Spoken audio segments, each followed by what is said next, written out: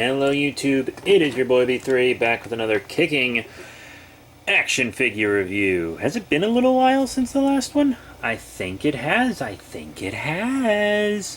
So today we are reviewing the McFarlane Toys DC Multiverse Robin King from Dark Knight's Death Metal and the Dark Father Collect to Build wave. He has part 1, the torso, which we're going to take a look at. I already reviewed the Death Metal Superman, which was a pretty recent one, and I reviewed the Death Metal Batman a while back. I'm not getting the second Death Metal Batman with the guitar. I just ordered those Darkfather pieces on eBay, so I will be reviewing Darkfather, and Wonder Woman is just a couple reviews away. Yeah, but I wanted to review the Robin King before her simply so that I could actually open so that I can get the torso out and go ahead and start collecting the pieces so they aren't all over the place. Let's bring it in. You got the DC Multiverse, shows the collect to connect to the name and stuff. Figure window, you know, the name and what comic they're from on the side.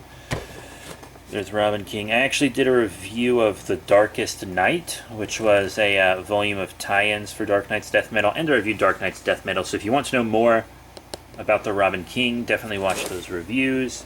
You know, there's the Build-A-Figure, there's the Wave. Once again, not getting that Batman. It's literally the same figure we got before, but instead of having a scythe, now it has a guitar. That's so stupid. Either give them both to us or just give us the scythe, you know? Or at least change something else on it, like Christ.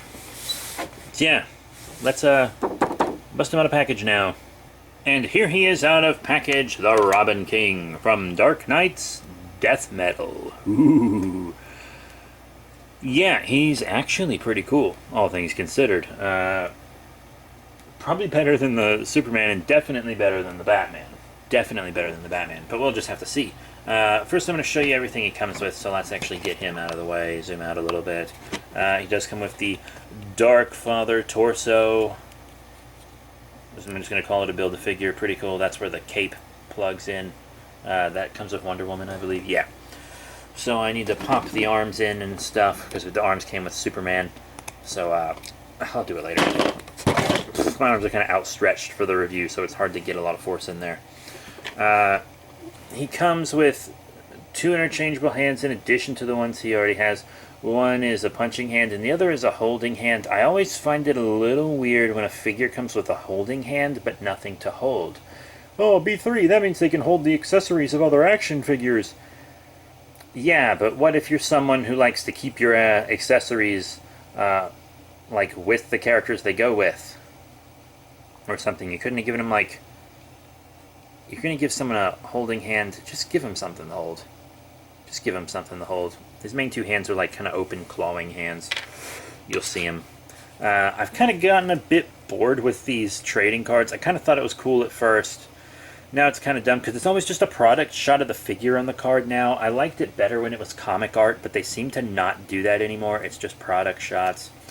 And then I kind of had an epiphany about the back of the card, because it's like info about the character, but who's dropping $30 on a McFarlane DC figure if they don't know the character? I understand watching the review if you don't know the character, but I don't understand spending $30 on a figure. By the way, I'm kind of getting out of the McFarlane DC game. Their prices have gone up even more. They're getting close to double what they were when they first hit. So yeah, that's that. And if you're not done reading this, you can, of course, pause and read away. But yeah, little turd. So, it does come with the DC stand. I do like the stands. I still think that's a good idea to include them, especially since a lot of these McFarlane guys won't stand without them. Or at least not well without them. So yeah, I feel like including a little stand with any adult collectible action figure is a good idea. So good on McFarlane for that. Now we're going to go back to the Robin King himself. I'm going to show you some articulation. You got some side to side on the head, up and down. It's not as hindered as you would think it would be. It's still a little hindered, but it's not near as hindered as you would think. You know? There's like not really any torso or waist. There's like nothing in the torso. Like, both his legs just popped off. I was about to, when I got to them, I was going to say that they're really loose, and they just fucking popped off. They popped back on incredibly easily, but geez. The arms are a bit more hindered. You can only go about that far up because of his plumage, and about that far forward because of his plumage, and you know, there's a lot on the back, including the cape. Listen to me. Any of you who make adult collectible figures, give us cloth capes, give us cloth skirts, please. Lightning Collection, we need cloth skirts. You're willing to give your Black Series cloth, Hasbro. Do it to the Power Rangers. The skirts make articulation worse. If you're going to do these capes, don't stick them through the plastic, because they're hard to get out and they're easily damaged pulling them through the plastic. I don't want to have to cut the cape out of the plastic every time I get a superhero figure. Just make it cloth. Everyone would prefer that. But we do have a bicep, which kind of feels like it's maybe going to break. A pretty good, you know, elbow bend for a single, I think. And then like rotation and forward and back and stuff on the wrist. That is a turnable joint. You know, in and out on the legs, pretty hindered. Also, forward, back, kind of a wobble. There's no thigh articulation. There's a single knee bend. I would have gone with a double, but okay. Up and down on the feet. You can kind of rotate them. Toe. Not gonna lie, not impressed with the articulation at all. I know he's a kid and he's got thinner limbs, but the single joints, a little odd. Can you hear it starting to rain? You can hear it. Yeah, but detail and paint-wise, he's actually pretty excellent. I think the head sculpt is killer. His like little nest crown and his chainmail sides. That is an incredible face sculpt. Absolutely incredible. His plumage is well sculpted. His costume is well sculpted and painted. I mean, look at the sculpting on those gloves. So, you know, he looks pretty, but he doesn't function well, which is usually what I say for the McFarlane figures, and to be honest, they don't always look pretty either. You see that Detective Comics 1000 Batman? Give me a break. Now we're moving on to everybody's favorite part, size comparisons, with our Robin King here. Here on the left we have the DC Collectibles DC Essentials Classic Superman, and on the right we have the McFarlane DC Multiverse Dark Knight's Death Metal Superman. So this is the Superman he will go with. This is the Superman in his wave. This is the Superman that comes with other Darkfather parts. I guess he scales fine. I feel like he was a little smaller in the book. I got the impression he was smaller, but then again, it's been a little while since I read it. I kind of got kind of a teenager feel from him, so, you know, I think this is fine. Maybe a little big for the Superman on the left, but the Superman on the right I think he works perfectly with. If he looks that good with the Batman and Wonder Woman, we'll be good to go. I can't show him with them because the Batman I kind of have boxed up, because most of my DC stuff is boxed up, and the Wonder Woman is still in package because I'm not taking her out of package till I review her, which will be down the line a little. But I can show him with another DC figure and a Batman and something relevant. So here's the Dark Knight's Metal Batman Murder Machine. He's the cyborg Batman. Was he Earth -11? Ooh, was he Earth -11, I think, maybe? So that's how he would look. Stop! I'm the one doing that. It's not him falling over. I keep knocking him over. Yeah, you know, I think that looks good too. So he's going to scale with your other McFarlane figures fine, and just figures in this scale in general he should look fine with also. So what are my final thoughts on the McFarlane Toys DC Multiverse Dark Knight's Death Metal Robin King from the Dark Father Collect to Build wave?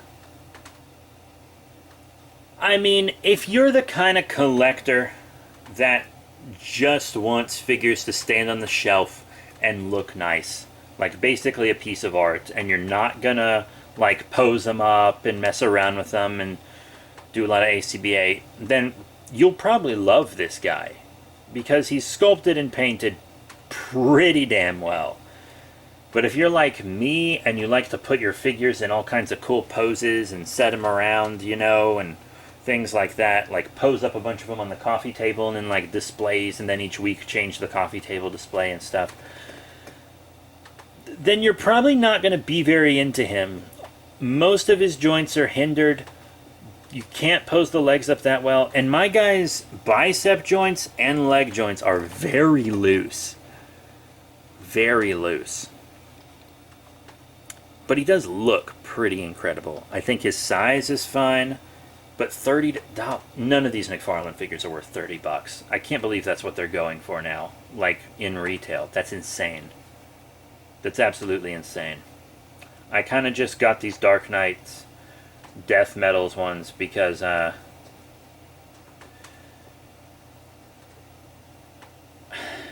you know, I just think, well, for first thing, I promised them to you.